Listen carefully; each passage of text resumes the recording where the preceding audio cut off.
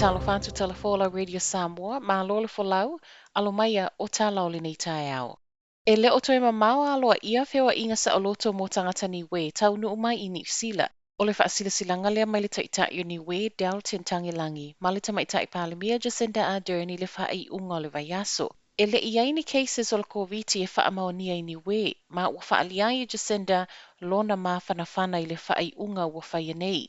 Ai mō Tangelangi o se tala fia tele lea mō na tangata e pe ona ia saunoa.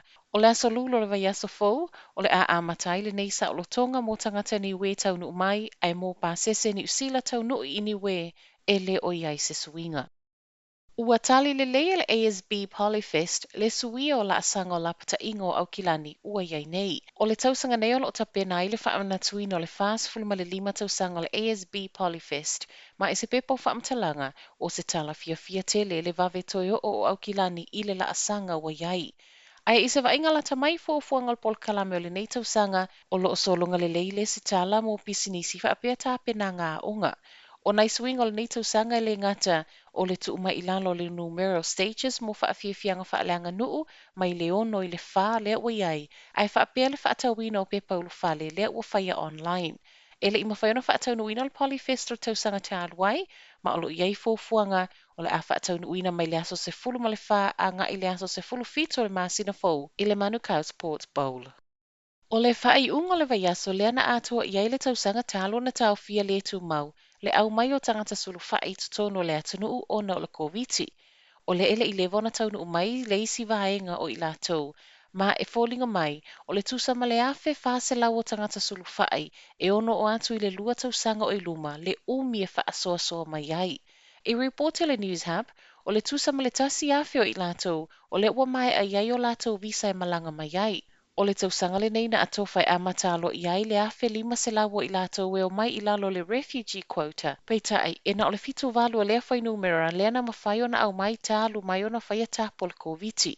Sau noile min stau fe malanga inga Chris Faafoi o le isi uma vaenga o totoe o lo iei fuafuanga I wha uma mai le vao le lua afe lua a nga I le lua afe lua tolu. E lua se lau se fulu isi tangata sulu whai o lo tālia le taunu mai ai ele I umal masino Iuni o le tausanga nei.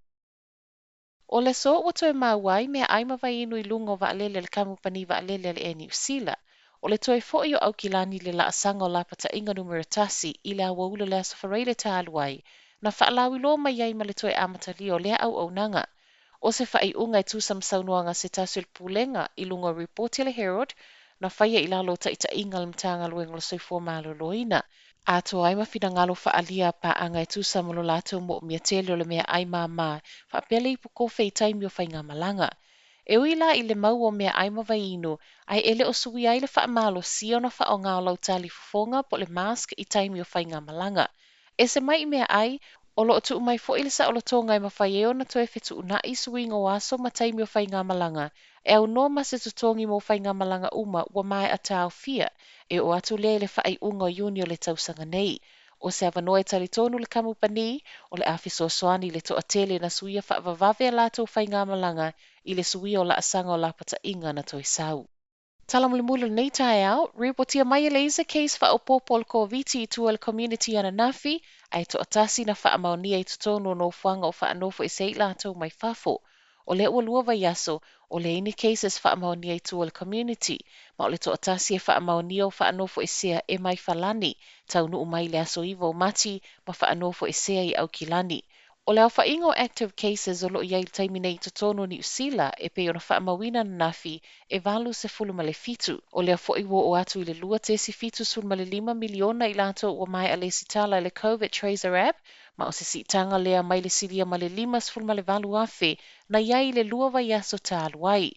O lo tu maufau tuanga le soifua malo loina, scan lo COVID Tracer app I no fuanga I asia, a toa ma le ki o le Bluetooth.